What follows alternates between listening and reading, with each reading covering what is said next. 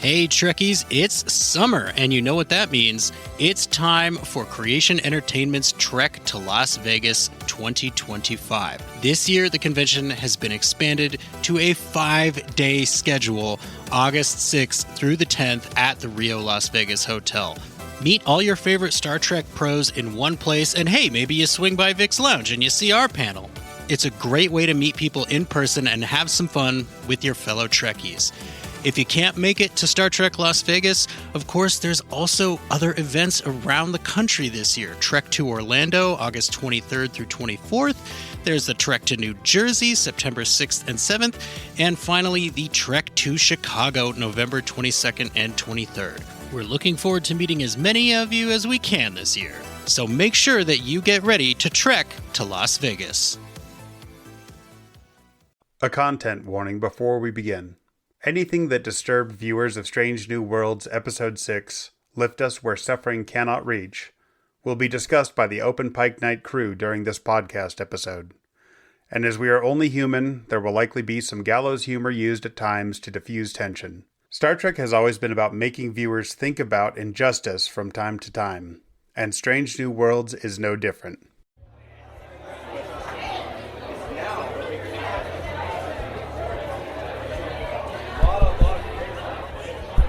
Is this thing on? Hello, hello.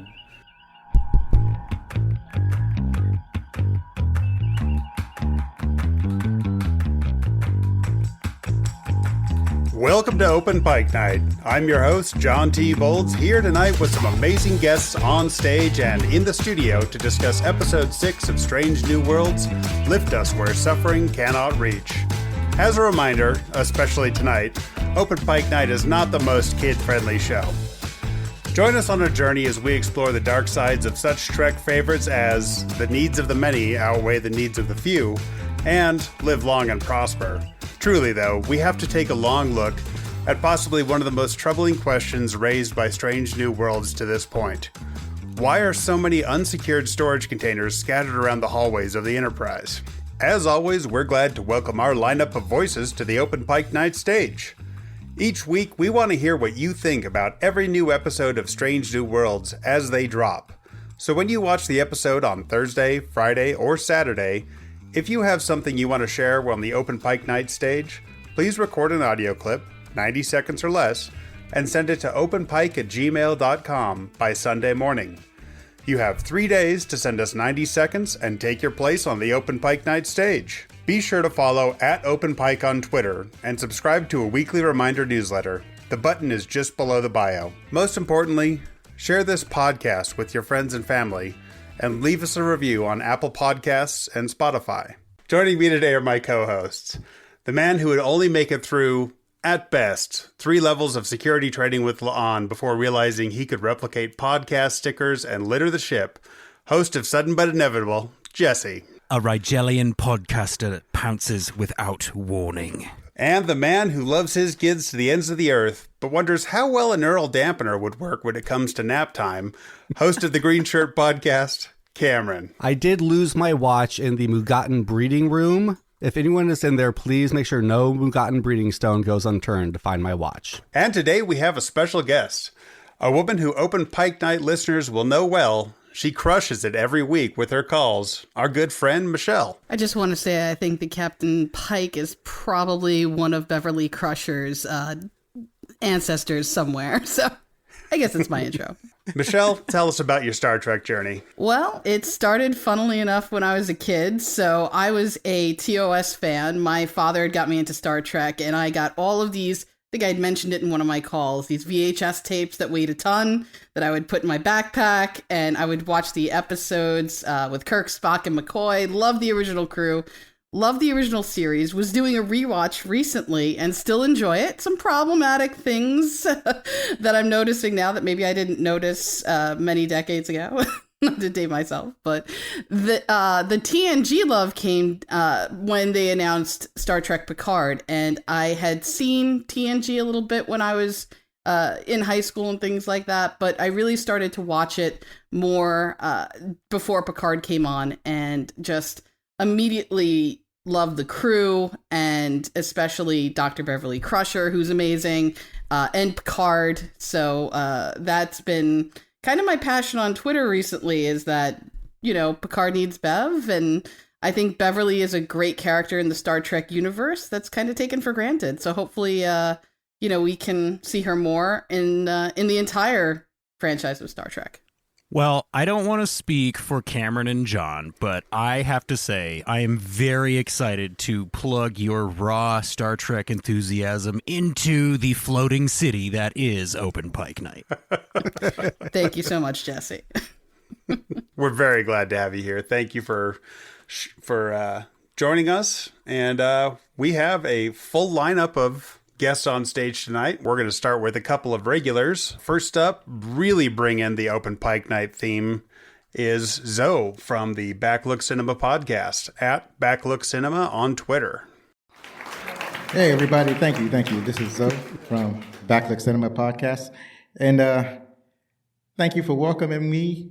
And let me ask, is anybody watching Star Trek out there? Anybody seen episode 6 of Strange New Worlds? Lift us where suffering cannot reach.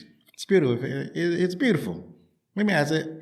Anybody else notice how humans can't get behind the butt heads? I mean, seriously, if you're looking like a Gorn or a Tellarite, you ain't got no chance with humans. They're not messing with you. But if you just got a few bumps in your heads, or, little ridges, you're fine. You're in like Flynn. Humans will love you. And this episode, it was slightly predictable, but that's all right. I loved it. I love the character development. I love the relationship that was developing between La'an and Uhura. That was great. I like that how they're moving Uhura around to different departments and learning new stuffs as a young cadet. And it's just something I've noticed that's going on. How this is like a classic episode of Trek. They're bringing back the old morality tale from the days of old. I truly enjoyed the spectacle of this show. They just need to keep the hits coming. That's all I'm saying. Just keep the hits coming.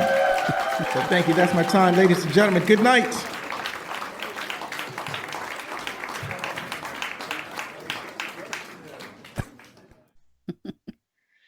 What's up, guys? It's Sirius. So I said regarding Rukia 3 weeks ago, pretty much to the day, and I quote, "Yeah, Strange New Worlds won't have the guts to kill a child on screen." Well, I was I was very, very wrong about that one. I will admit that, but I'm gonna be honest. I think I'm just gonna have to live with this one. That's just about all I have. That's literally going to live in my mind forever. Bye, guys. And that was our returning guest on stage, Sirius, at Creator Sirius on Twitter. Well, two very differing viewpoints there, but man, if we thought that Spock Amok was going to be a divisive episode, we were not prepared for this episode. So, Michelle, why don't you start us off? Well, I tend to be more of a doom and gloom kind of person, and full disclosure, I'm a fan of the show The Walking Dead. So if you know anything about season 2, that kind of left me. It's kind of the same feeling as that mid-season 2 finale of The Walking Dead, where you know that this show might go there. I wasn't convinced that it was going to go there, but there was a part of me that really felt like there was no other ending, because I felt like they were really building something ominous. And again, when I watched the show, I thought, well, it's Star Trek, it's optimism, it's you don't know how they're going to, and you just had a hilarious episode last week. So the tone, and it started out very light, which I loved. I loved that Pike was, kind of a schoolboy trying to get through that interaction, seeing his old love interest, and it kind of reminded me a little bit of Picard when he would see Vash and Cupid, like, again, very similar. Oh, yeah. And it started off very lighthearted, and then all of a sudden, it took a hard left turn at the end there. And it was difficult to see. The story was familiar, but I think it's very apropos for what we're going through. So there's a lot of different themes and relevance that I don't even think the show knew when it knew it, but that it would be so relevant right now for what we're going through. Yeah, I just want to say, man, our guest production value is going to be beating ours pretty soon. We're not even going to need to be here anymore pretty quick. Great job, Zoe. I love hearing the creativity from the guests just amping up week after week. Let's talk about tone. The tone of this, like Michelle said, is so good. I did not see the end coming, and we can talk more into detail about when we all kind of hit us. But yeah, and I think part of that's because like we start off with like this fun, flirty, kind of groovy 60s feel. And then we got some sweet kid moments. And then we get some like literal high adventure with Stargate lances like disintegrating people and like in fist fights. And I mean, who thought that baby batteries, to use a term that Jesse coined, was coming by the end of this?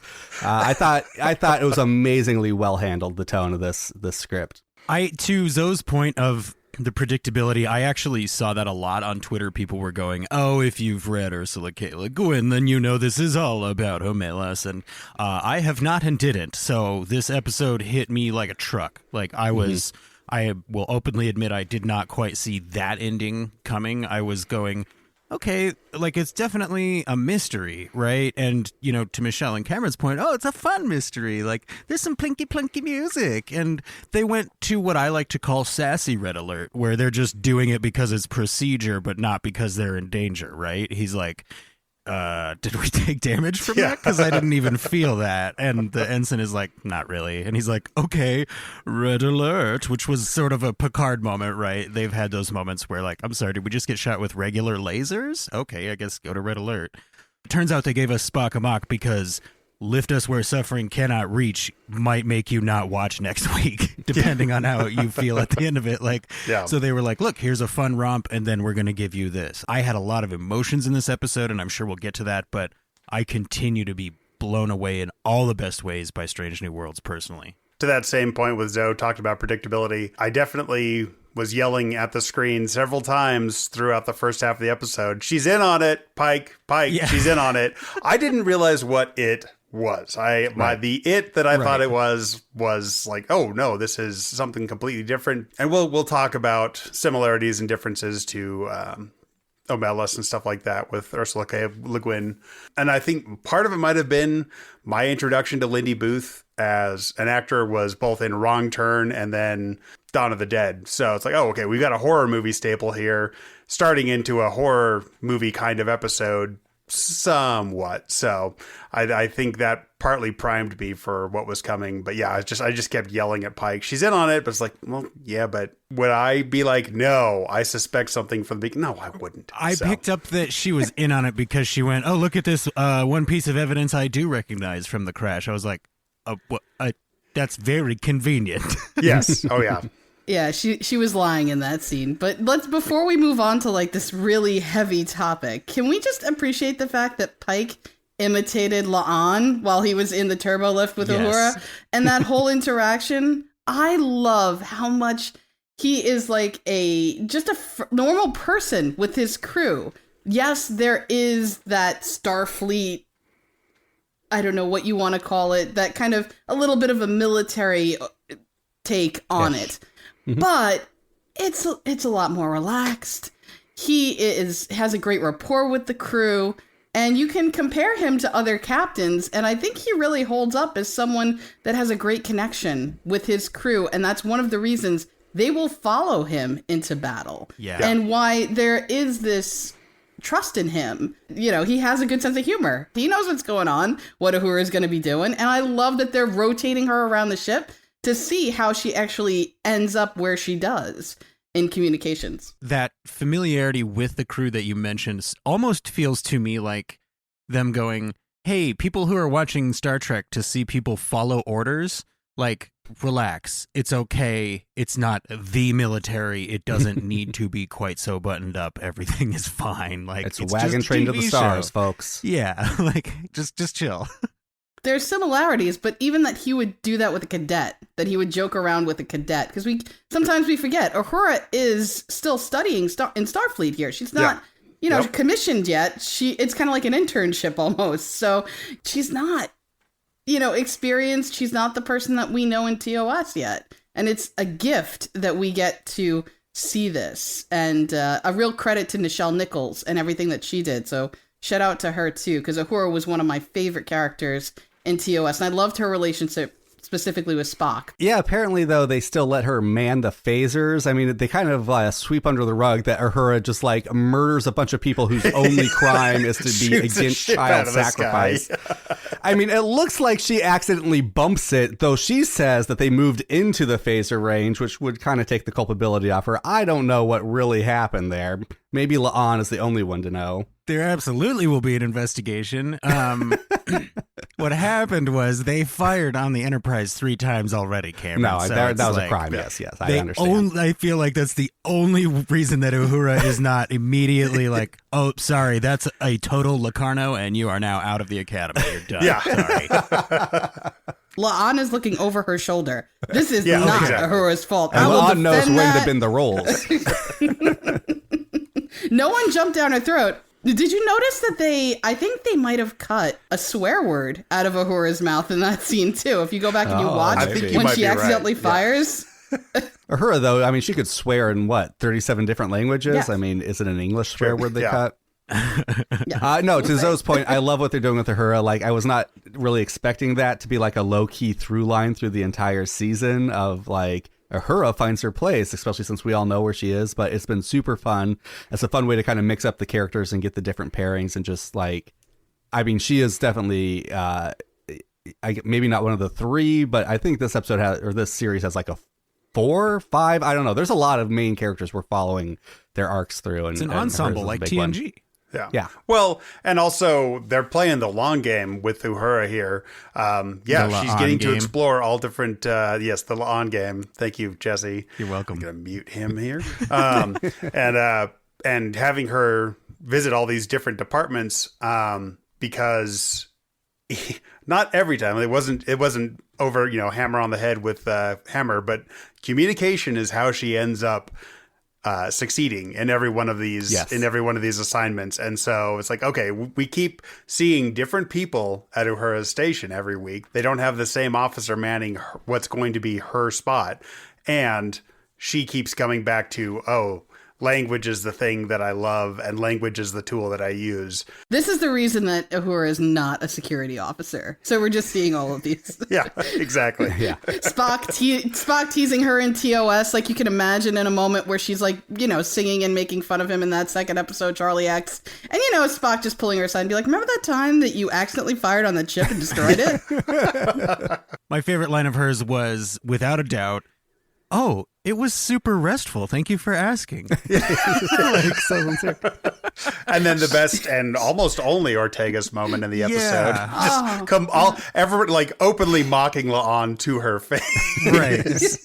The best Ortega's moment is, "I'll show him how much bigger we are." Yeah, or whichever, that's true. whatever that. Yeah. Excellent line. I do want to go back to Sirius's point real quick, though, and rest assured, Sirius, your prediction still remains true. We did not see any children die on screen in this episode. One was already dead, and the other one is being kept alive, which was a very dark callback to when the dad is checking those bio implants, the quantum bio implants, because then you realize, the only reason that maybe all children have those, but the reason they're concerned about him is that's what's going to keep that kid alive and powering that city. Every little moment in this episode gets its explanation with that final reveal, right? Because at first you're like, what do you mean you're strictly his dad in the biological sense? That's a jerk thing to say in front of him. Like, what? Oh, no, you just think you don't have any... Oh, God.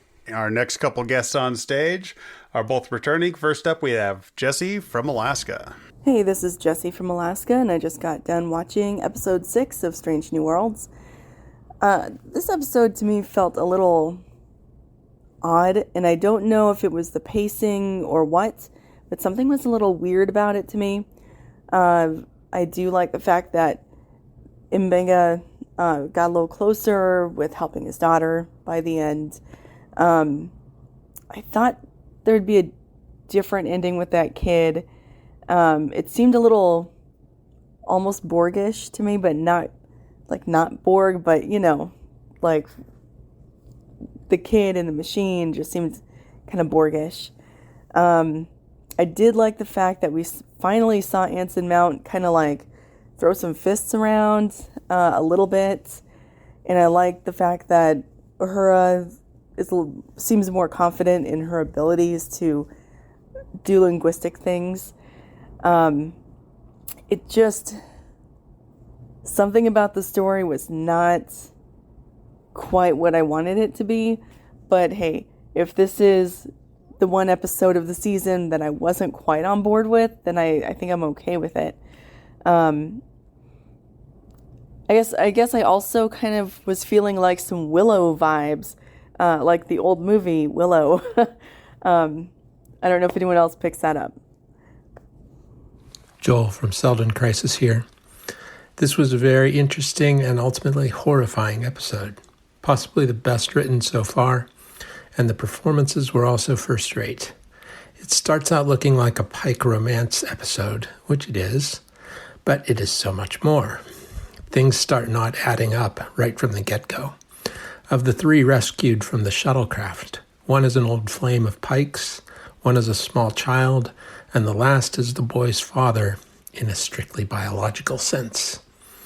Pike and the second in command, whose name he momentarily forgets, raise eyebrows. It's only begun to get weird. The horrifying conclusion reminded me of the trope of the village that must sacrifice a virgin once a year to the nearby dragon to pay for its protection, or the dozen Athenian youths sent into the labyrinth each year to be consumed by the Minotaur. This one had its light moments, but ultimately it doesn't get much heavier. To boldly go into a truly dark place. Good job, Star Trek. So yeah, we got to see Star Trek go into darkness. Wait, no. Cam, why don't you lead us off here? Sure. Well, I mean, I do want to assure Jessie that she was not the only one to pick up the Willow vibes. As soon as I heard the name Allura, of course, I started creating this headcanon that, especially once we got down to the planet and saw that it was kind of like this medieval-ish style world, I was like, oh, okay, this is the planet from Willow, and this is Allura grown up, and now we've crossed over Willow with the Star Trek universe. I am loving this, until the moment at the end when Marcy, who also picked up the Willow connections in our text thread, said Laura turns into Bavmorda by the end, and so then my headcanon fell apart. Do you know the speed of propagation of uncomfortable subconscious emotional signals upon first viewing of this episode? Because it is roughly 52,000 times the speed of light, which, while some people might consider slow, I think is the speed with which one goes from enjoying this episode like a child to watching it with their heart in their throat, at least for me personally. And I think that just absolute, tonal dichotomy might be what Jessie is picking up on, where she's like, this feels really weird and something about it is off. I think that thing is they're pointing directly at us and going, you can't handle the truth, basically, right? They're saying all societies must grapple with this question, and some societies may choose to grapple with it more directly than others, and that is a very uncomfortable thing to feel. There was so much fun combined with this Yes. creeping feeling of mystery that was like, oh, what if the creeping feeling of mystery was actually existential dread on a societal level? Deal with it.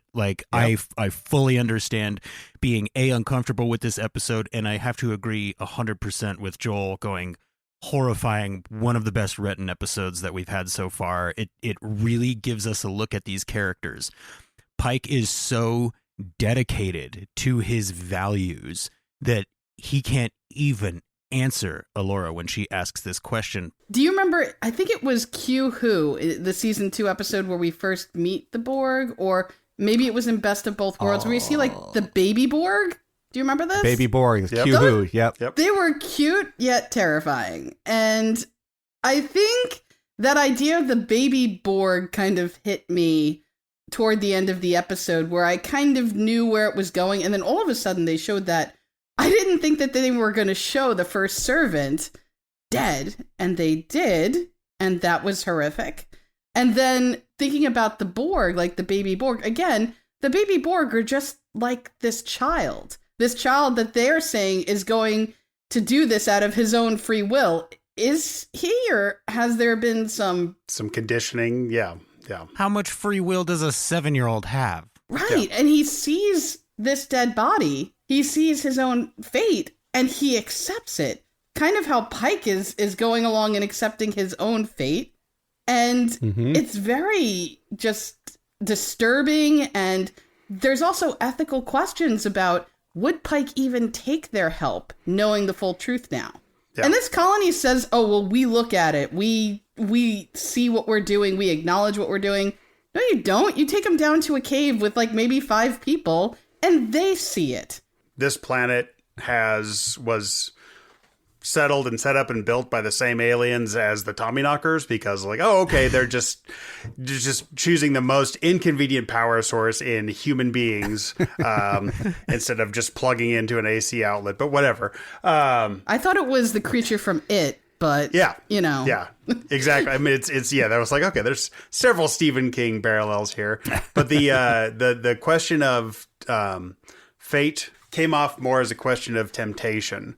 Now we can say Pike was obviously tempted. I do think there was a genuine connection between Pike and Allura. I don't think she was playing him the whole time. The innuendos flying back and forth in the first step of the episode were amazing, but ultimately he is not tempted. I cannot say the same about M'Benga though. I think that this will raise some great questions for him.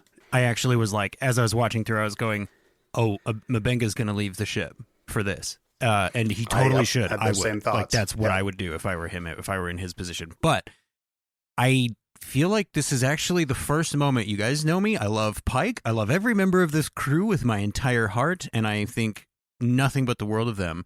But part of the reason I think that is because I think they're great tools. The characters are great tools to teach us lessons, right? Which is what all good sci-fi does. And I feel like this is the first moment we get of Pike being hypocritical.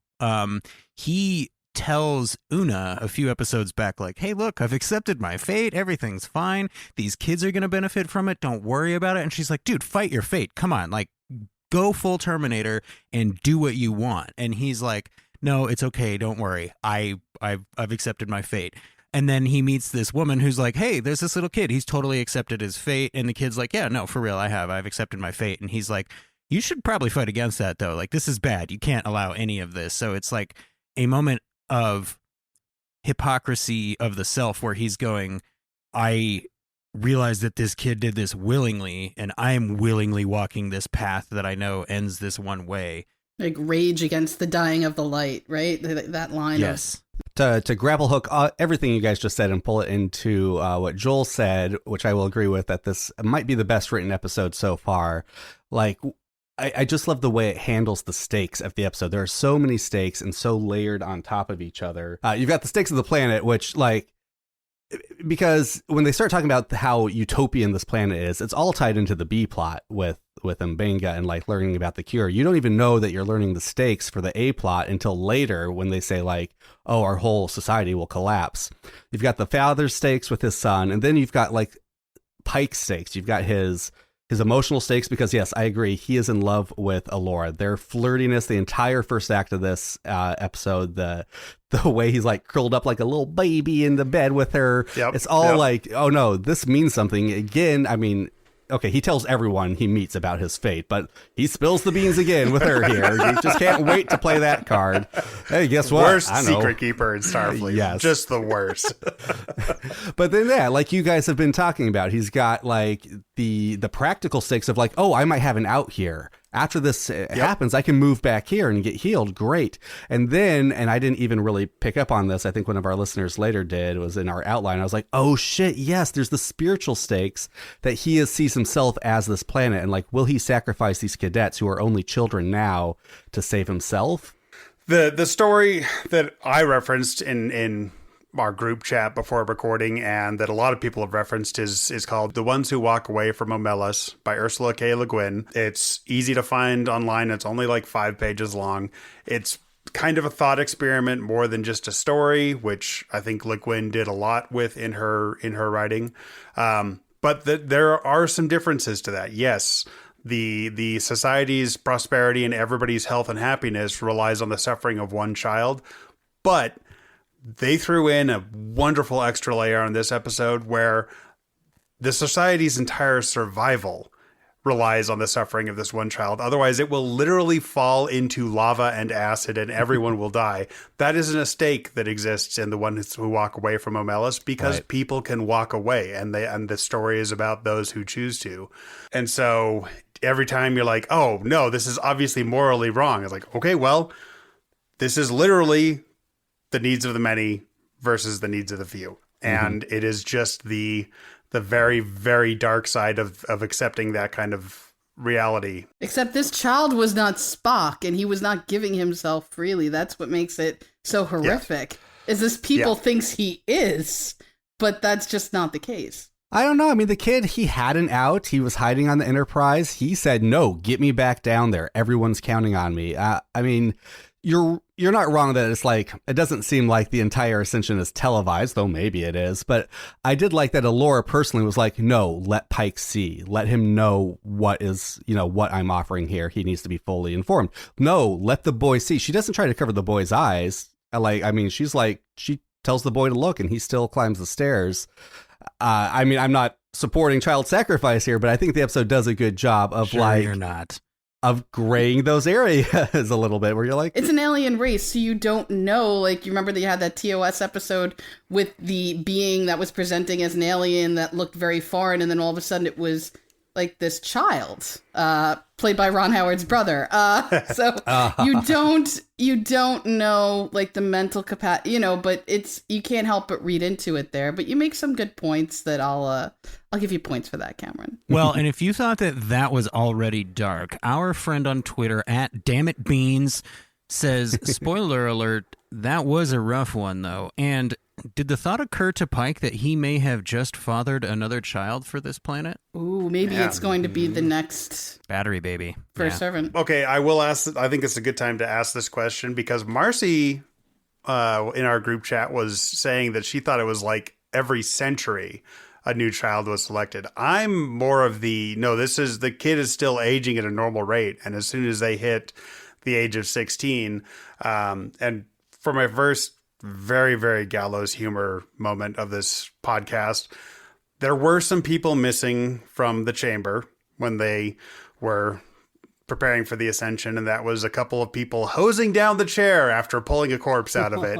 I was like, man, they just pulled that body out of there, and he just sits right in it. So, and to draw a comment from the last piece of media to have such a physically attractive cast all the way through The Mummy, that last first servant was definitely still juicy, and I think that's sort of what made it effective, right? She lifted that shroud, and it was like, oh, the shroud isn't quite done separating from the but hey, you know what? Everyone else is going to be great. 100%. I mean, back to Michelle's point, like we knew what was under the shroud. I think by that point I knew what was under the shroud, and I figured they're going to show us. I was expecting something a little more mummy-ish, something more dry and husky that I could stomach a little more. I don't know what it was. It was the juiciness. It was the expression on that face.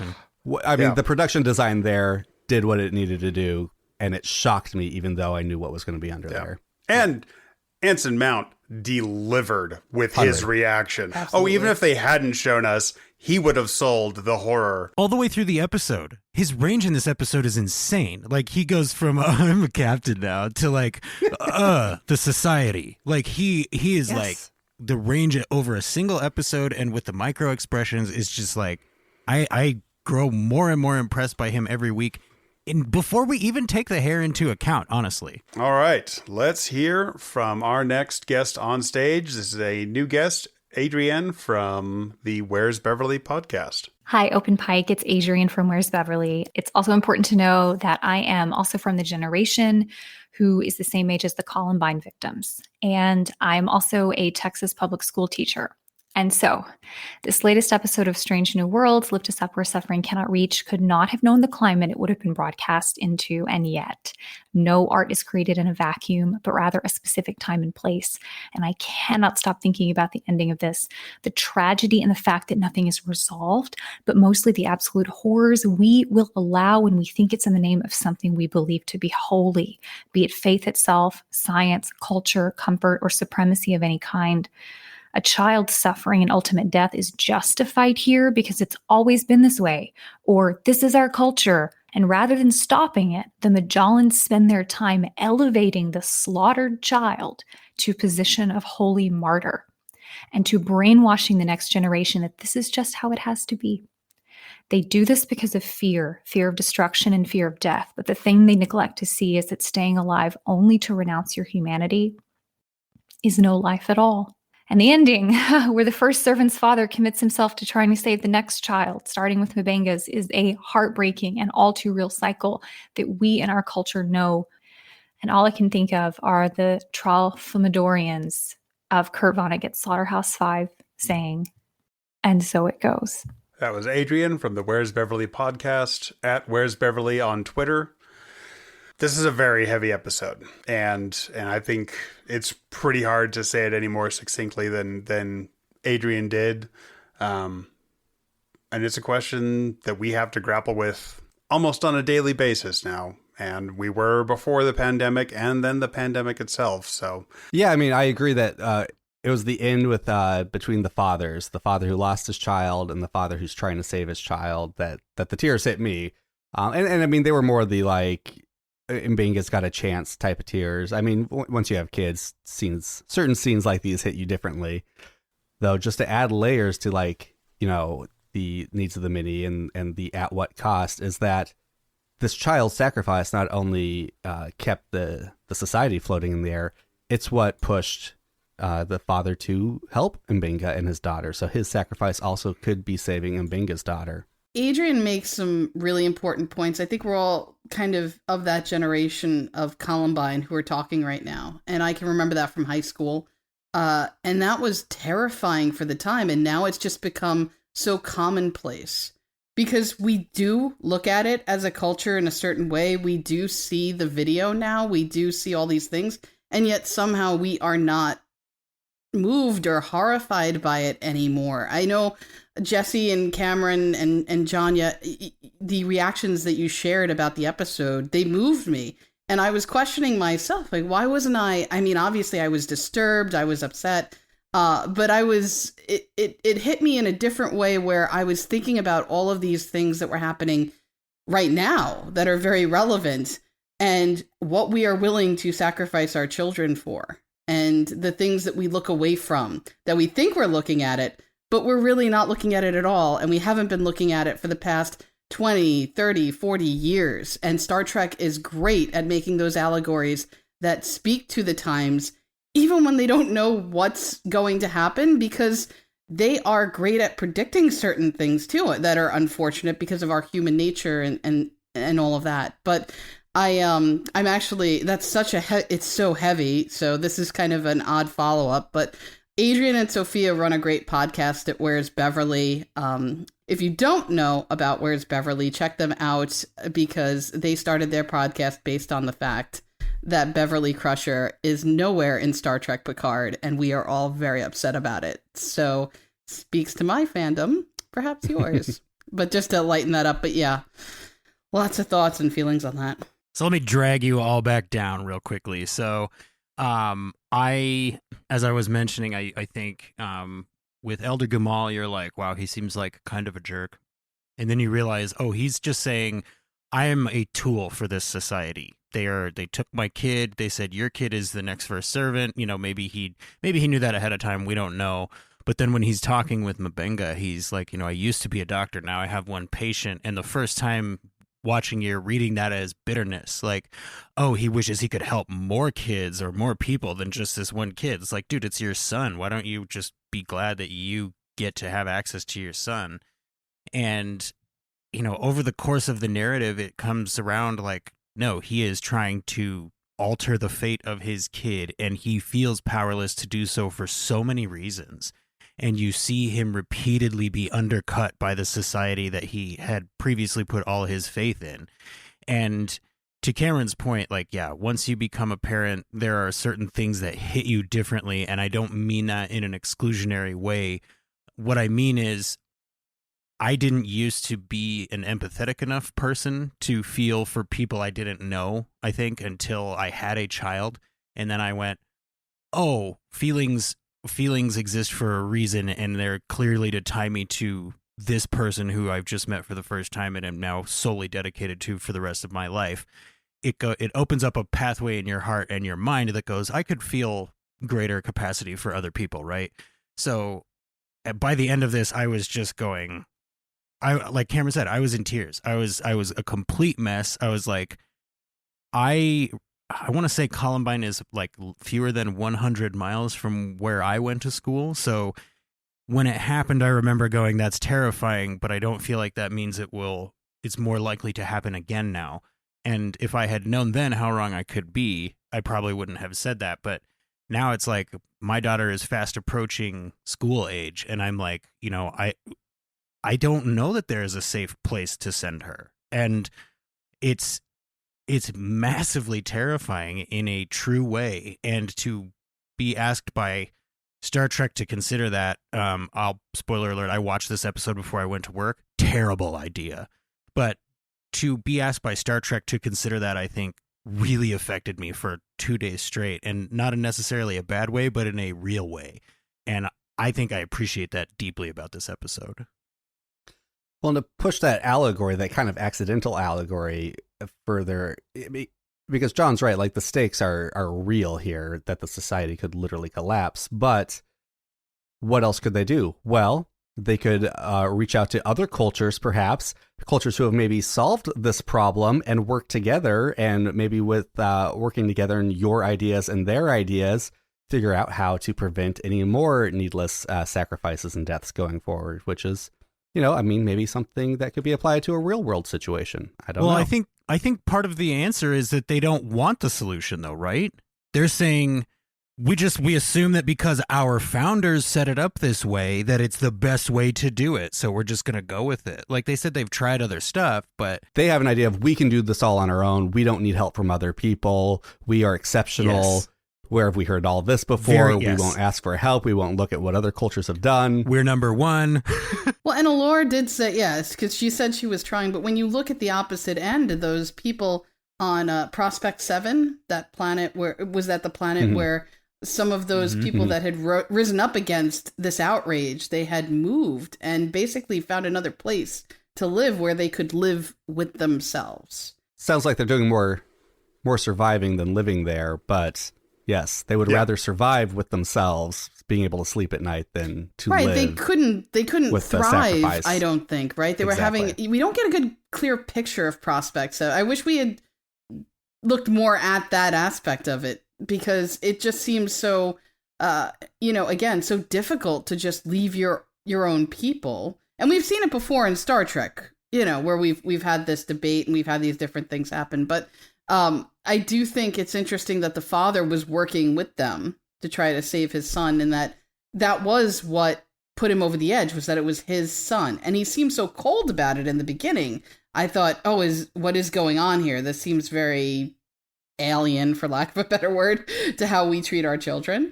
But I do think that it speaks to what Jesse was saying about being a parent and feeling this more because it is your child, and that's what wakes you up. And that's kind of what woke him up as a scientist, and said, and now trying, I thought it was a beautiful connection in some ways with M'Benga, that he was able to at least try to let his son live on through the research that he was doing for M'Benga's daughter. But I also think that raises some ethical questions about, should M'Benga be using this technology from this people that survives in this way? And I think that's kind of what Pike was coming down to at the end of that episode, where he was basically like, he was kind of like Kirk at the end of on the Edge of Forever. Like, let's just get the hell out of here. Because there really wasn't anything that they could do. I saw some people on Twitter talking about it.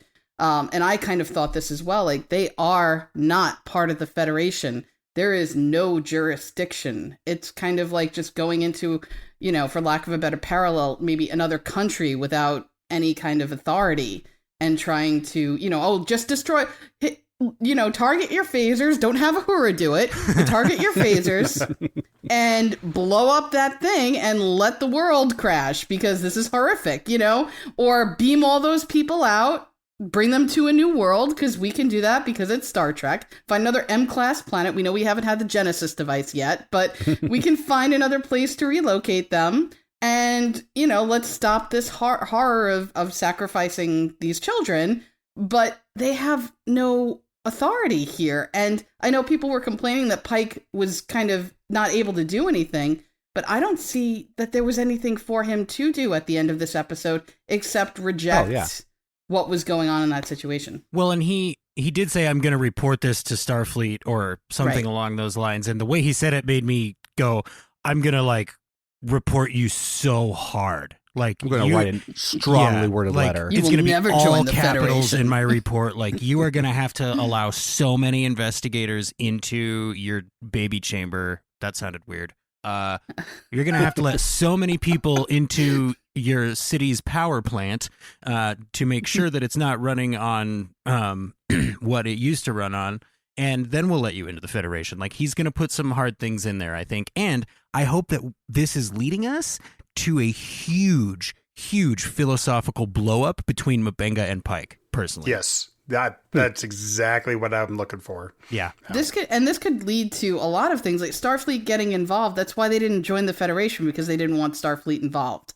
So if they start going and trying to investigate, the positive could be if they just accepted it, Starfleet could help them. But it seems like they don't want the help. So where does that leave you? Where does that leave M'Benga and Pike? Especially with Pike knowing his fate and choosing to reject it, and M'Benga knowing the fate of his daughter and choosing to accept it. I think that's a real philosophical difference. And they're friends, remember. Pike and M'Benga are close. We haven't seen them together in a long time, but they have a long-standing relationship. I wanted to bring this up because at the beginning of the episode, when he was reading to her, I was like, oh, is this the episode where we lose M'Benga's daughter already?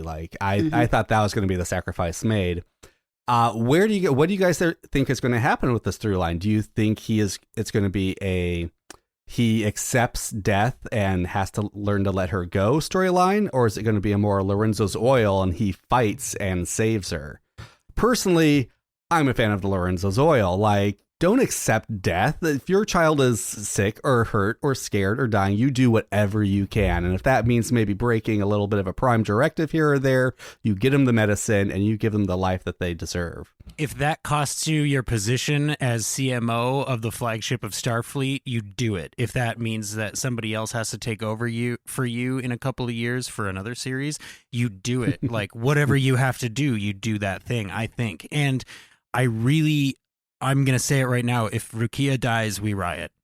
That's all there is to it. That's right. Yeah. Well, I think this might be a good time for my Beverly Crusher connection of the week, because it's kind of leading into that ethical question. Crush it. I connected it, and I don't think this is going to be a real surprise for anyone, to the episode Ethics. Okay. So in Ethics, Beverly is confronted by this research doctor who is using very questionable means to advance science and advance the medical field. And at the end of, the main part of that episode was Worf, right? A barrel had fallen on Worf for the 15th time on TNG. And this time it broke his back. So he did not want to continue anymore as a Klingon. He felt like he couldn't live with this disability. So there was a whole bunch of ethics going on there about whether, what was going to happen to him, what he was going to choose, what Riker was going to do, all of these things. But the through line in that was Beverly feeling like, I can help make him better. Why are we going to do this unethical procedure that could possibly kill him and harm him? And at the end of the episode, remember, Worf does die during the procedure. Spoiler, Cameron has seen this episode, so we're okay to talk about it. There are consequences. It's just, Klingon redundancy, and we don't want to fire Michael Dorn, so here he is, he's back. But there were real consequences to that choice to use this scientist's research, and Beverly does not like it, but she does it to try to save her friend and try to respect his wishes. And then when it fails, the look on her face, that was what I thought of when I saw Pike at the end of this episode, just kind of staring out into space. Beverly has very strong convictions about what she believes in terms of her putting people first, putting ethics first, or medical ethics, as opposed to, the prime directive, and gets into a lot of debates with Picard about that. So there's my Crusher connection for the week. And also, just a little lightheartedly, there was a redhead in the episode. So yes. There you go. But that actually leads us very well into our next guest on stage, and they have a TNG connection as well. Hey boys, it's Marcy again. I like to keep my little clips to just a couple of things in the episode. Today it's going to be about Pike's hair. I mean, we all know his hair sets the tone for the episode, right? Last episode was this farcical comedy, and he had like 3 curls visible, and they were kind of a little bit more floppy. And this episode, I was like, damn, that's some straight up defying gravity bouffon going on. And I knew it was going to be a serious one, and I was not wrong.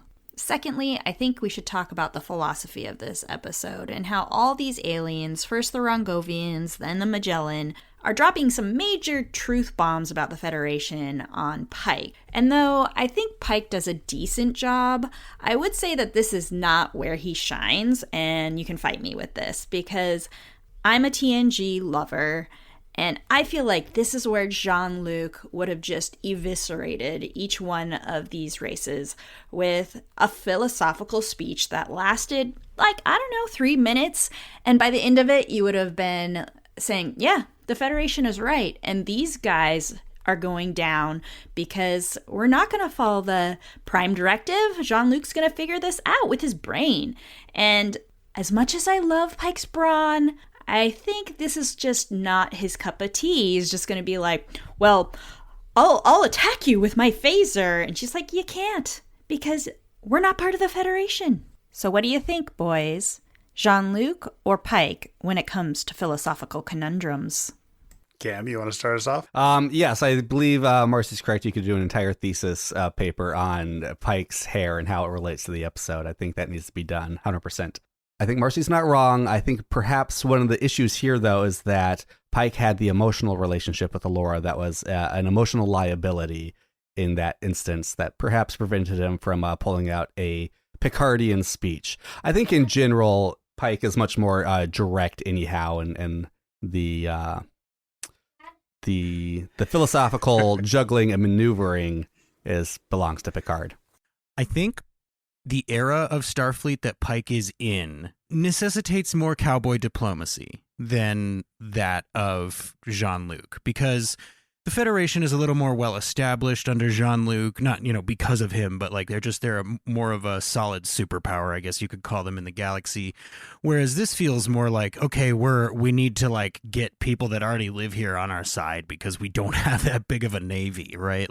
We need the Rongovians to hang out, and we need the Magellans to, I guess, at least not be angry with us, but it would be great if we could have some technology. I don't know that there has been something that allows me to compare them directly quite yet, except for the moment in the first episode when he beams down into alien parliament, and then he's like, look, trust me, this is not how you should do stuff. And they're like, no, we're going to do stuff this way. And then he goes, okay, fine. You see that ship up there? It's powered by a nuclear bomb.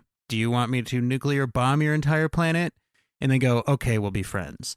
So it is a different kind of diplomacy, but it is still diplomacy. And I feel like he hasn't had quite the exact parallel moment that I could line them up for. And Marcy, you know me. I'm just arguing for the sake of arguing and because I can't pick a favorite captain. Marcy made some good points there. I would remember that, and I love Jean-Luc Picard, okay, especially in TNG. Drumhead, Jean-Luc Picard in the episode Drumhead, peak Picard yes. There. What I would remind you is that in the episode Homeward in season 7, Picard's totally okay with letting a whole bunch of people die, a whole entire race, because of the Prime Directive. So he could kind of be hot and cold on it. Beverly Crusher in Symbiosis calls him out on this. We see that this race is addicted to this drug that this other culture is giving them. They think that they're ill, but it's really that this other culture is keeping them addicted to the medicine. Beverly finds out about this almost immediately, and Picard's like, well, Prime Directive. But the difference is that Picard found a way around it, and I see a lot of people criticizing Pike because he couldn't find a way around this specific horror. Picard in that episode found a way around it by saying, okay, we're not going to fix your ships anymore, so you can't deliver the drug. Pike was on the planet and was in the room when they plugged the kid in, and he made sure that kid was there for that, because he thought he was doing the right thing. So I think the key here is that Pike feels suddenly maybe even been inevitably betrayed by Allura, right? Because he's like, we hooked up. How could you be evil? Like, are you serious? Like, what? I mean, we've seen Picard react, but I don't think he would have been able to do any more than Pike did in this situation.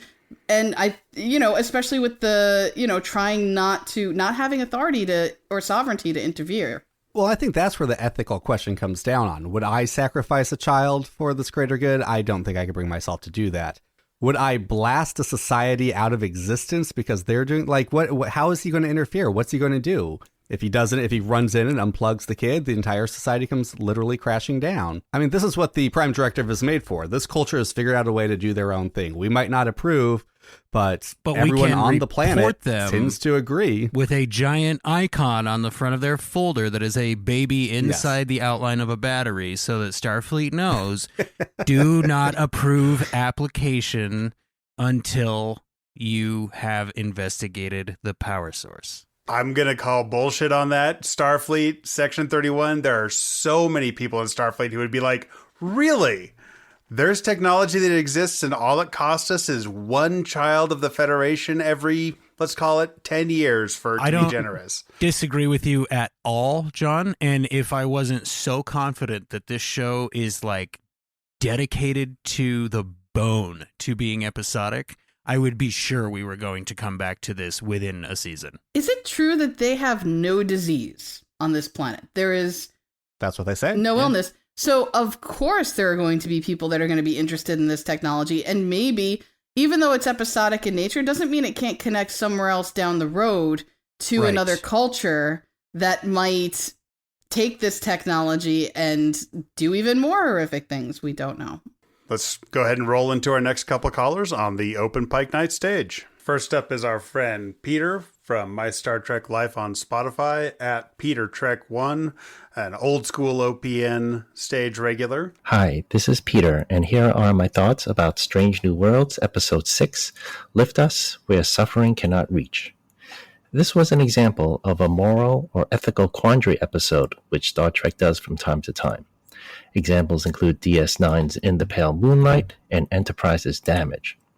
The episode shifted in tone from a relatively lighthearted but mysterious tone in the beginning to a darker one by the end. It was interesting listening to Pike and Allura debate about the rights and obligations of the first servant and how Majalier culture sacrifices a child to keep the rest of its society prosperous. While the A plot was heavy and intense, the B plot of having Uhura serve on a security rotation with La'an was humorous and provided a peek into how cadets and junior officers get trained and ready for advancement. On the technical side, I like seeing the visuals of cities in the clouds, which Trek alludes to from time to time, such as in TOS's The Cloudminders. And we saw the return of Sam Kirk, who has been missing the last few episodes. While this episode isn't my favorite Strange New Worlds episode, it was a good one whose open-ended conclusion allows for additional discussion. Thank you, and until next time. This episode is just brilliant. It offers two contrasting examples of the oft-repeated Trek mantra, the needs of the many outweigh the needs of the few, or the one. Allura clearly loves Pike, and once he reveals his ultimate fate, she wants to show him exactly how she can save him and make him whole again. He's intrigued right until the very last moment when he learns the true horror of the first servant. For the Magellan, it makes absolute sense to allow one child to live a life of suffering until he or she is reduced to a lifeless husk of a person. It's emotionless and logical, and it's basically something the Vulcans might do in a similar situation. But for Pike, it's just too much, and he feels betrayed by Allura and the Magellans. Pike knows there will come a time when he will have to choose whether to save 5 cadets, who are all currently children in his present time. And he knows he could choose to live at their sacrifice. But he would never do that. And Anson Mount plays it perfectly as we see his face change to utter disgust when he tells Allura that he'll be reporting this to Starfleet, and she replies that Majalis was never part of the Federation, His silence reveals his unspoken reply. You never will be. And that was Josh at Josh Alder on Twitter. I have to just say, Josh, magnificent reading of the unspoken line. I got goosebumps listening to that because I agree 100%. That's exactly what Pike was saying by lifting up his communicator and beaming out of her face. Like, oh, I'm so incredibly done with you forever. Like, and so is everyone I know. Like, it was just abject horror on his face. And yeah, I think that was really, really well put. And to Peter's point, I have to say, I'm so glad that this Kirk is so conflict averse, right? He sees the only Noonien Singh on board, by the way, who he is terrified of, which I think is great. And he goes, for hate's sake, I walk away from thee cordially. Well, and I mean, last time Sam Kirk was in close proximity to Uhura and La'an, he died. He died for a minute. So it's like, hey, you can forgive the guy. He's got a little bit of latent trauma going on there. Yeah, I presume he's just been in medbay until like maybe when they got back to Starbase, they were able to get something to fix him from whatever the comet hit him with. I'm glad he showed up. I was getting a little concerned, but then I keep remembering the TOS episode where he dies so nonchalantly and no one seems upset about it. But anyway, sorry, TOS spoilers. I am just not spoiler free at all. I'm sorry. My apologies to the listening audience. You're allowed to spoil TOS 100%. That's a 60-year-old show. And to be super fair, TNG is also like 30 plus years off. I don't know what you're talking so about. It's like so 37 years is the limit on spoilers. I don't want to ruin Cameron's Raw experience. It's got to be genuine, and I can't ruin green shirts like that. I love it too much. Sorry, everyone. We're canceling Green Shirt. It was Michelle's fault. My fault. Send all your hate mail to @OnTheRocks. That's right. Peter and I just guested on a podcast recently. He's got some great thoughts. And did anyone else, speaking to like the beauty of the planet, I love, again, special effects, flawless. And it felt so fresh, and especially getting off a ship and going to a planet for a good chunk of the episode. Did anybody else get Star Wars prequel vibes with the way it looked and kind of the music that they put to it a little bit, which I thought was kind of cool? A lot of bright stones, a lot of vaguely foreign-looking architecture. In this case, that's because they were in the far-off land of Canada, and we here. Do in you know America, where it was filmed? Where the set was? Parkwood Estate and Gardens, Oshawa, Ontario, Canada, and that's where most of the Planet Majalis locations were, and then Toronto. So I'm guessing the studio's there. I didn't realize that the water was a real thing. That whole kind of fountain setup. The fountain is real. Yes. The hedges are real. Like the greenway is real. It's just that they replaced the pathway with being in the sky digitally, of course. But I remember looking at it, and actually, to your point, Michelle, I wasn't going to say anything because I think it would be blasphemous for me to say something, but I'm glad you brought up that other franchise so that I could say, yes, there are definite similarities there between that and... Cameron, you're a Star Wars fan too, right? You can... Yeah, one who doesn't like the prequels. So. He's what we I call never a said I Jedi liked them per se. I just said it reminded me a little bit. I'm lukewarm. I'm lukewarm on those. I'm loving getting to know our guests week after week, and I can now read Peter's tweets in his voice. It's pretty fun. Yes. Lots of good tweets from Peter. Not only do we get that great location on the planet Magellan, we get the crashed spaceship and that awesome start horizontal and then pan or tilt, rotate when the door opens. Love that stuff. Yeah. Love it. Yeah. To communicate that thing landed on its side, right? Because I was like, okay, that was a fun oh, they did it for a reason. I'm not as media literate as you guys are. This show has motivated camera moves like that, and I'll just leave it at that. And to your point in that scene where they're investigating on the half turned over ship, it was interesting. They still kept the lightheartedness, so you weren't quite sure where it was going to go. La'an's like, okay, can you always just use your tricorder because you almost blew us up, potentially. So, Uhura's training is still going. And we didn't really talk about Spock in this episode. Last week was a very Spock-heavy episode. This week, I mean, he has that moment with the boy, and then we think he rescues the boy. It seems very hopeful that this boy's ingenuity has saved him, and Spock has figured it out. And then we have that hard left turn. But I think Spock in this episode, this experience will probably sit with him too, in terms of ethics and logic. And is it like he says in Star Trek II, the needs of the many, but I don't think that he's, that this is necessarily what he means when he says that. Maybe it is. Maybe that's why he did it. Jesse. Maybe he feels bad. Maybe when Pike gets back to the bridge, he's like, Captain, where's that kid that you left with? I do think he feels bad because there is a moment that is really easy to miss because of all the horrific stuff going on down at the planet at this moment, is when Una, after she's talked to his father and is trying to get a hold of Pike, and all of a sudden transport signals are being blocked, communication signals are being blocked. She steps right to Spock and she says, "Are you telling me that right at the moment I need to talk to the captain, I can't?"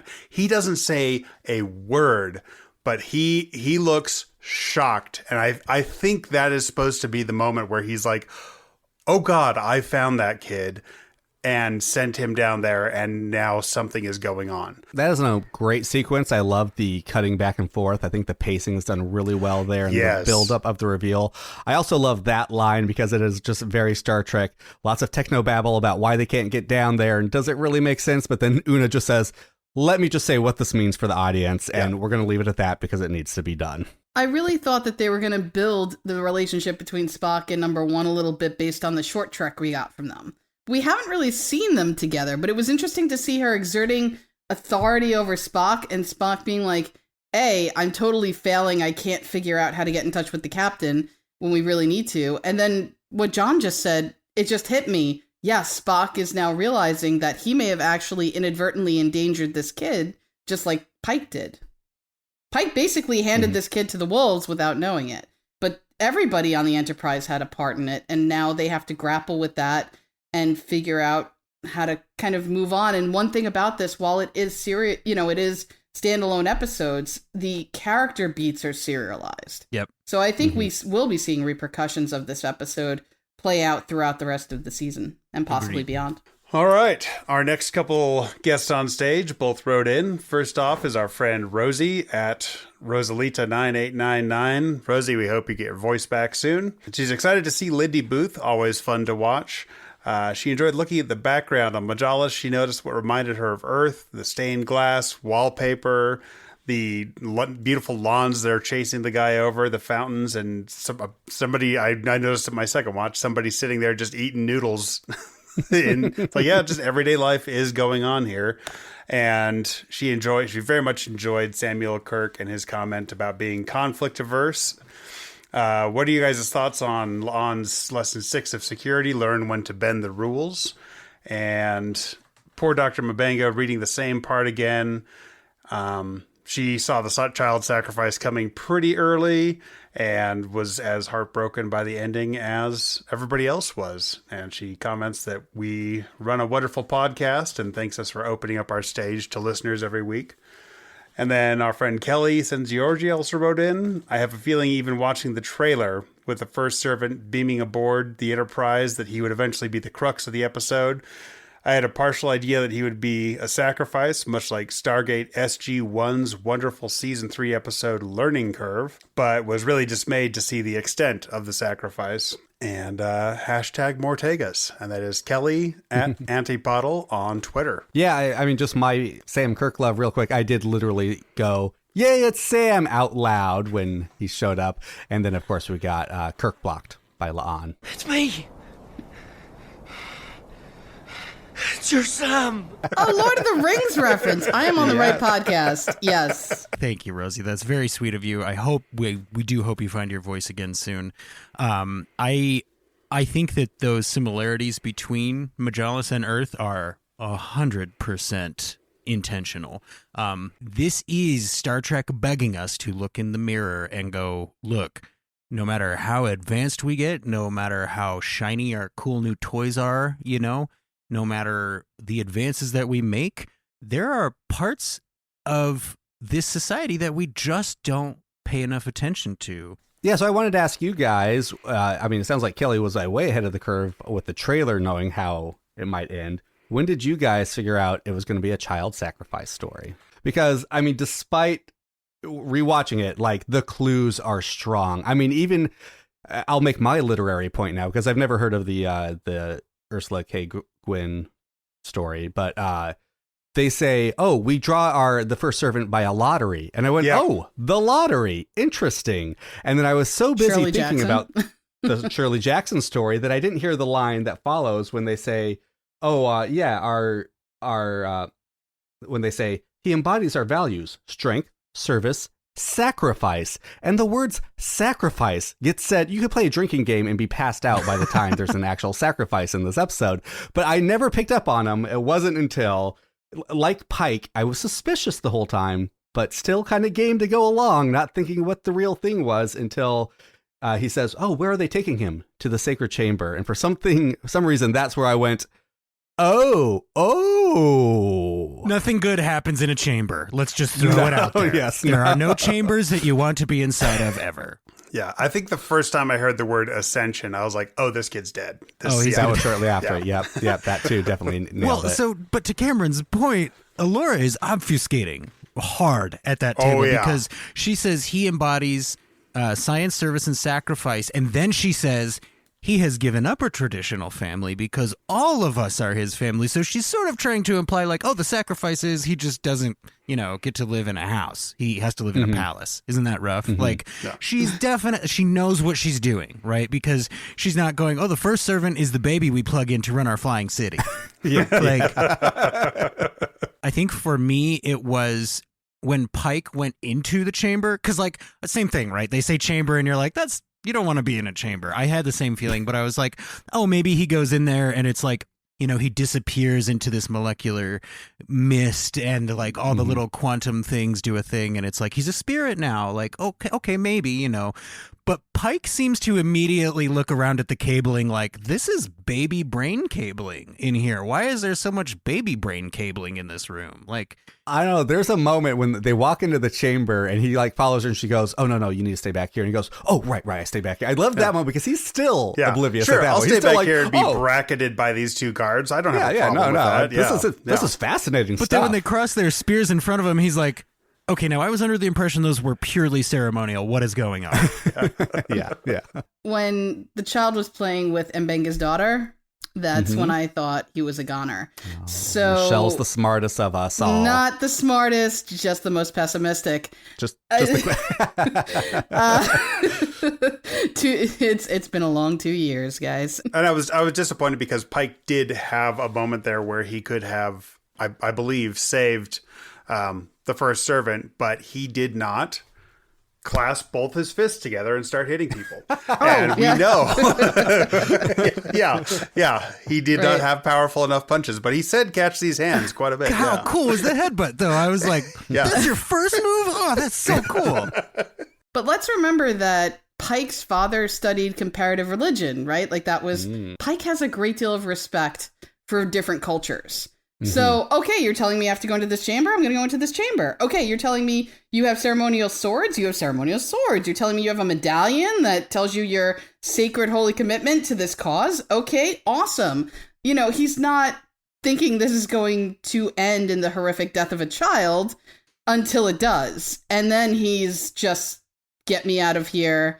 I'm done. We're reporting this, and I'm going to have to find a way to live with this. He's also thinking, I get to be Little Spoon again later? Yeah, so that's where my mind's at right now. He's very much as Una said in her short trek, there's nothing that he loves more than changing his mind once he's heard your point of view. So to know that about him, and then to see Allura go, here's my point of view, and for him to go, I'm beaming out.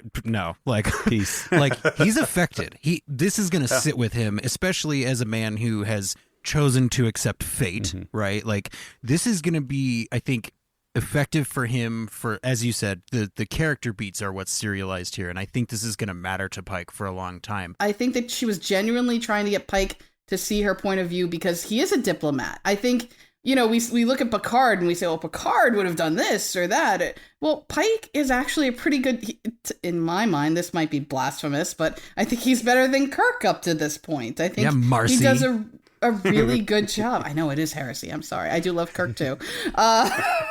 Fans are going to come at me. But I am enjoying the way that Pike relates to his crew, the way that he talks to the different alien races and the different people he encounters, and genuinely listens to them and seems to kind of take parts of it onto himself instead of saying the same all the time, too. And my last indicator that there was genuine attraction there was the fact that she did take him down to the chamber. And she's like, I really like you. I need to show you the worst thing about who I am possible. I am freely taking you down here. I know I can't let you stop it, but you are going to know the worst thing that I do. I thought take him down to the chamber was a euphemism. No. Her saying early in the episode, I'm coming whether you like it or not, was the euphemism. So, yeah. Did she force him to father another battery baby? Go ahead, Cameron. What dark secrets do you reveal on your third dates? I really like you. Let me show you my torture dungeon. I like that the kind of teenage flirting is what really lets you know that they mean something to each other. That for some reason I was like, oh, like Pike is way smoother than this. Like the fact that he's like this kind of awkward with the flirting lets you know he really likes her, and vice versa. To answer Rosie's question about La'an, I think 100% that would be a rule La'an would make, because La'an is chaotic lawful. No, what's the one where like you go by your set of rules?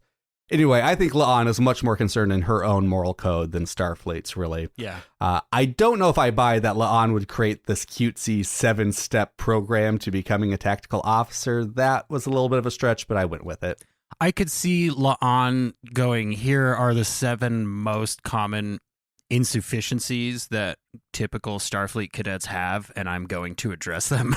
Like, I could see La'an's original training program being much more rigorous and difficult and no one passing it, and like Una being like, look, could you just boil this down to like 7 steps and grade them on that or something? And you guys, who did La'an mention this episode that we still haven't seen? The Klingons. No big deal. That's at least the second mention of the Klingons in this series. I am holding out hope for L'Rell to show up. I love L'Rell.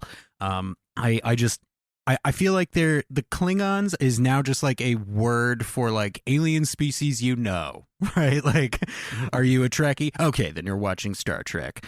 But I did really like that Uhura gets to find out that La'an is what I like to call the difficult kind of fun. That's a label that I identify with personally. If you make a podcast with me, you know what I'm talking about. I was gonna say we all relate to it too. Yeah. So it's I think I love that about La'an. Like I think I identify with her going like, I'm not asking you to be literally perfect, but I'm asking you to strive for perfection at all times. Because if you're always shooting for the stars, sometimes you may not get there, but you may land on the moon. And it does still intrigue Uhura. Okay, motivational poster in my workplace bathroom. That's okay, because bathroom. that's where Beverly Crusher was born. Crusher connected. The point stands, Cameron, because her job is to inspire cadets to become officers, right? Like, she's supposed to inspire them and make them love their work, right? So I think the motivational poster thing is not that far off, and it works on Uhura because she's that kind of nerd. She's like, you want me to dig into their oh, wait, yeah, no, actually, I love doing that. Let's do that right now. But the thing that's most important here, I think, is this is where we see, it might be, I can't tell if it's Una or if it's Pike rubbing off on La'an. Maybe both. But Uhura goes, okay, well, let me know what the captain thinks. And La'an goes, you did the hard part. You're going to present these findings. You should be proud of this work, and I'm going to give you the opportunity to show it. And that's like as close to soft as we probably get from La'an, maybe up to this point, right? And I love that moment because it does show that people like me can have friends. When are we going to get an Ortegas episode? I have been waiting. The snark is there. Seriously? She's leaning forward. She's got everything going on. We're just poised for it. And then they not pulling the trigger. When is more Ortegas? We need to see more of her. More Ortegas. Next week's episode, The Silent Squall, has pirates in it, from what I can tell. And Melissa Navia has been very all about pirates. She wore that very similarly pirate sort of themed outfit to the premiere. She's been talking about it. So maybe this is a lot. Maybe this upcoming episode is our Ortegas episode. But even if we had to wait, it's probably the one episode that I'm like, okay, yeah, I'll wait for it, because every moment that we get with Ortegas is so much fun. This is where Ortegas gets to be the cool senior to Uhura's wide-eyed freshman. Oh, the hazing continues with Ortegas and Uhura. I love it. She's a good mentor. She's a good buddy. I would say that they weren't bunking. Just Ortegas and Uhura making s'mores in their quarters. That's it. That's the episode. I'm pitching it now. Oh, that's the show. Let's get a spin-off. S'mortegas. S'mortegas. Yes. I got there. All right, we have one more guest on the Open Pike Night Stage. It's Ani. What's this about the back off? Jesse, how come I didn't get invited? The Spark packs aren't as good as my packs. The Pike packs aren't as good as these packs. I mean, I was Mr. Universe! You wanted space packs? I'll give you space packs! Jesse, look at this! I'm bouncing my packs back and forth. Can they do that? I don't think so. What do you think, Open Pike? Who did it better, Ani or these other fools? And that was our good friend Marcy at Arnold PNW Marcy, Beetroot, channeling Arnold Schwarzenegger into what I'm sure will be a video version of this clip. Yes, pretty soon. Marcy had commented in our group chat about Captain Pike's packs and how they compare to Ethan Peck's pecs. This is a difficult couple of sentences to Pike's get out. pecs versus Peck's pecs? Yes, so we decided Pike's pecs were so nice and Peck's pecs were so nice that perhaps there should be a peck off. And that is, I believe, what led to Marcy contacting the former Mr. Universe, Arnold Schwarzenegger, and having him call directly into the show. Wow, 2 celebrity call-ins in successive weeks. Captain Pike's hair called us, and Arnold Schwarzenegger called us. That's impressive. Pretty fantastic. We had Picard back in the early days. Yeah, Picard called into the first. Yeah, we're on the exact correct trajectory to have a full-on Anson Mount call-in by the end of the series, I think. All right. Let's go around the room. Any final thoughts before we close out the episode? I really thought this was a very strong episode. Star Trek works best when it's an allegory, when it's telling our story through this sci-fi medium, and the character development was wonderful. I really enjoyed seeing... I mean, the child actors were great that were in the episode. I mean, we should give props to them because it's not easy to be a child actor. I worry about child actors. But I do think that it was a hard watch. Star Trek has not been good of late with content warnings, but I don't know how you would do one with this episode, because then you would spoil it. So... I think it's just fans know that Star Trek has hard-hitting issues like this, and, hopefully podcasts and other things are a great venue through which to process that. But overall, the acting by Anson Mount, wonderful. It was a little whiplashy with, we're being funny. Oh, dead children. So there was a little bit of that. But of course, gorgeous special effects, gorgeous direction, loved all the characters. Just really loving Strange New Worlds. The central message of this episode might affect the people who don't need it as much a little more than the people that really do need it. But I think that if there is a benefit to having a Star Trek series in 2022 that is helmed by a cishet white male captain, it is that there's a chance that will get some of that crowd that doesn't like the philosophical or, maybe the touchy-feely aspects, I guess you could call it, of Star Trek. There's a chance that because we're getting it through Captain Pike, that might hit some people that it wouldn't have hit otherwise. And I think that's when Star Trek is at its best, is when it's taking swings that it knows is going to cost it maybe a temporary drop in viewers. I would not be surprised if that happened to this episode. I know there's a lot of discussion about this episode online and not all of it positive. So I think for me, the last thing that I have to say is just thank you, Strange New Worlds, for continuing all of the best parts of all of the best Star Treks. I continue to have nothing but positivity to say about Strange New Worlds.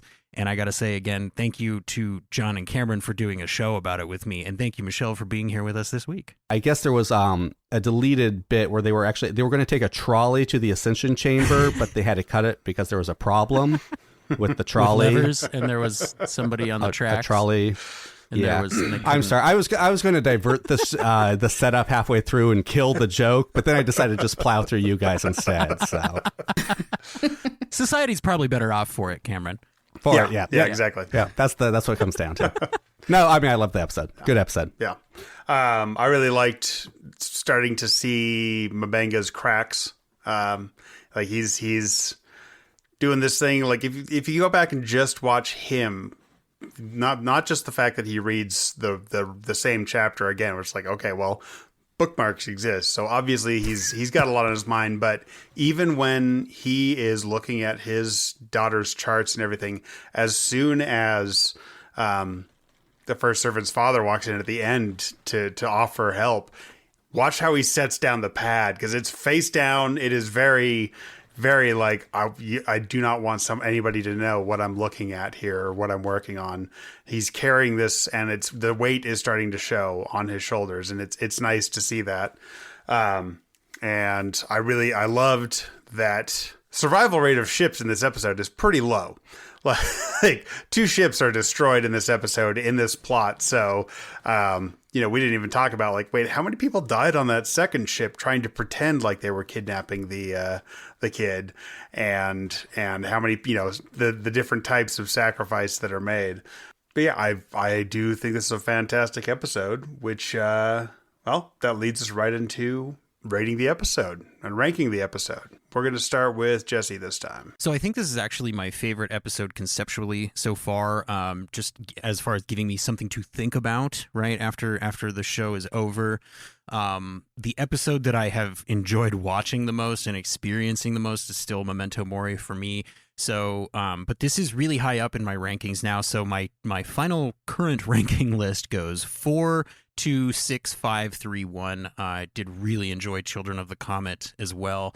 But this is going to take my number 3 spot. I think this is as cerebral as we've gotten with Strange New Worlds, and for that, it's high on my list. Michelle, what did you think? I definitely think that Star Trek is at its best when it makes you think and feel. So this episode is a little higher up, but I do, and I can't believe that I'm going to say this. My ranking is 2, 4, 5, 6, 3, 1. And I loved the pilot, but somehow the pilot has been relegated to the bottom spot because all of these episodes have really made me think or feel in one way or the other. My top episode was top because of Uhura, and there was some thought in that episode. But also this episode, it's probably my 4th favorite of the 6th because the ending just was really rough, and I don't know if I would rewatch it again anytime soon, aside from the 3 times I've watched it for this podcast. In that way, I appreciate Strange New Worlds. I feel like it's, like you said it perfectly, Jesse. It's the best of all, bringing the best of all of the different Star Trek universes together. And I respect those who don't like this episode or who have concerns about this episode, just to say that, because even though I still rank it, kind of in the mid-range, I respect that people wouldn't want to watch this episode, have issues with it. Some people feel like it's a ripoff from other literature. I don't personally feel that way. I feel like Star Trek does that quite often in terms of allegory, and that's okay because it's fresh and new. So, and everything is really just taken from it's all one thought process in a way. But I do enjoy the different voices in the Star Trek fandom that are reasonable and that can basically say, yeah, I really didn't like this one, and that's okay. And if it hit you hard or you felt, I know there were things about Picard that I didn't care for. So there were things I loved about it. That's the beauty of having all of these different Star Trek shows at the same time, pretty much, and being able to enjoy all these different things. All right, Cameron? Yeah, I liked this episode a lot. I was watching it. I enjoyed it. It got better as it went. I feel like a lot of Star Trek, a lot of genre shows in general have great setups and and kind of struggle a little bit with the third act is when you kind of got to pull some techno babble and stuff. I think we've seen it a lot this season here, not to a debilitating degree, but this is the one episode where I think like the third act was the best part. Like that's what I enjoyed the episode, and then it sucked me in and it tied everything together greatly. And also we got back to a reasonable opening credit placement for the episode. So I appreciated that. I'm going to make this my number 2 so far. I still definitely enjoyed Memento Mori more. It was, it's an easier watch. It's one I'll probably return to more often, but love this episode. So 4, 6, 1, 2, 3, 5. Running fairly similar there with my rankings. Memento Mori still stands out as the best, so I am 4, 6, 2, 5, 1, 3. Thank you to all of our guests on the Open Pike Night Stage. We wouldn't be the podcast we are without you, and we love our growing audience. Thank you, listeners, for joining us for another Open Pike Night. Jesse, now that we are 60% of the way through with season 1 of Strange New Worlds, it's funny. It's funny every time. And Open Pike Night, how can our listeners get on stage and share their thoughts, feelings, or jokes about Strange New Worlds? I'll be honest with you, John, the easiest way and best way for folks to do that is to go to Twitter and to follow me at Openpike. And even if you don't do that, click the button at the top of our profile that says Start Reading. That's going to sign you up for a free weekly reminder email to watch Strange New Worlds and send your reaction to us. This week, we didn't even post a call to action on Twitter as far as, hey, we need your thoughts and questions. All we did was send out our newsletter, and we had all the wonderful contributions that you've heard. Now, I did mention on Twitter that we were sending that out. So the point is, the stage is getting smaller as the weeks go by, and fitting all of our friends on it at once is getting more difficult. But if you sign up for that newsletter, the Open Pike Night Crew Manifest, you will gain access to priority selection on nights when we have too many guests, and you will also get a sneak peek at who our upcoming guest is going to be. So those of you signed up for that newsletter already knew that Michelle would be here this week. And of course, other than that, if you don't want to sign up for anything, that's totally fine. Just record your 90-second or fewer reaction to the current week's episode of Strange New Worlds and send it in to openpike@gmail.com. That is the best way to get a hold of us. Michelle, how can people find more of you? You can find me on Twitter at ontherock81. I recently started, I know you've inspired in many ways a kind of fun series that I'm doing sporadically, seeing where it goes, with the Picard and Crusher action figures watching Star Trek. So that's on my Twitter account. I'm going to see where that goes and see if it'll become more of a regular thing. But basically it is how could I describe it? Picard and Beverly watching Star Trek and commenting in kind of meme form. So I know that sounds rather odd, but if, if it floats your boat, if you enjoy that. I was going to say, it may sound odd, but it's hilarious, so. My boat is floating. Absolutely. Well, it's good, Cameron. You very much inspired it. Basically inspired by the fact that Beverly Crusher, up until Star Trek Prodigy, had not even been mentioned in the Star Trek universe since Nemesis, and that we have not seen her at all in 2 seasons of Star Trek Picard. I hopefully looking forward to season 3, but until then, just looking for some hot takes. Right now, they're in the middle of watching. They're still on episode 1 of Strange New Worlds, so they're making their way pretty slowly. But that's just some fun on my Twitter account. And then I myself and at Peter Trek 1 recently guested on a podcast, The Great Derelict, where Andy, that's at Andy3E, explores all the various aspects of spaceships, science fiction, and general geekery with in-depth reviews and discussions. So Peter and I actually talked about the Star Trek literary universe, specifically focusing on Coda, which is the trilogy that basically ended the 20-plus year litverse of the post-Nemesis novels, and that world that so many authors had dedicated so much time and energy into creating. And the litverse is beloved And we know Star Wars dealt with their Litverse one way, Star Trek dealt with theirs another. We basically just talk about how they wrapped up the last 20 years of the Star Trek Litverse through the Coda trilogy. Excellent. Cam, where can people find more of you? Yeah, if you want to join me in my journey through that other enterprise, the D, we are currently in season 5 of Star Trek The Next Generation, where I am watching it for the very first time. I have seen Ethics, so don't worry, that wasn't spoiled. Haven't seen anything about Beverly flying a shuttle into Cameron, a sun, didn't though. you hear about season 8 of the... No, I'm sorry. No. What? Okay, I'm sorry, that was Michael McMahon's season 8 on Twitter. Just ignore that. You'll get to it eventually. That's how he got the job running Lower Decks. Lower Decks. Oh, interesting. Well, this is how I got the job running Green Shirt, a newbie trek through the Next Generation, by not watching the Next Generation. So that's where we're at now. Come join us at GreenShirt87. We'll find us on Twitter, and I'm sure you can find the podcast wherever you're listening to this one. And Jesse, where can people find you? If you would like to hear the version of me that is not kept on the rails by John and Cameron, then you can go check out a little podcast called Sudden But Inevitable, where I force 2 longtime friends of mine to watch shows that I feel they should have already seen. It started, of course, with Firefly. My friend Josh was a big Mandalorian fan and went, "This is so cool." And I went, "This is basically Firefly with a new coat of paint." And he said, "I've never seen that." So in an attempt to remedy that, I started a podcast. Since then, we've watched Cowboy Bebop, both versions. We are currently watching an anime called Death Note, where a high schooler gets access to a notebook that can kill people. So if forcing your friends to like the best stuff sounds like something that you'd be into, just go into the same app that you are listening to Open Pike Night on and search for Sudden But Inevitable. We will pop up, and you can join that show live every Friday night at 8:30 p.m. Mountain Time at youtube.com/twistmyarmpodcast. We love having folks in our live chat. Cameron's been there, John's been there, and these gentlemen have both guested on the show as well multiple times. So please go check out Sudden But Inevitable.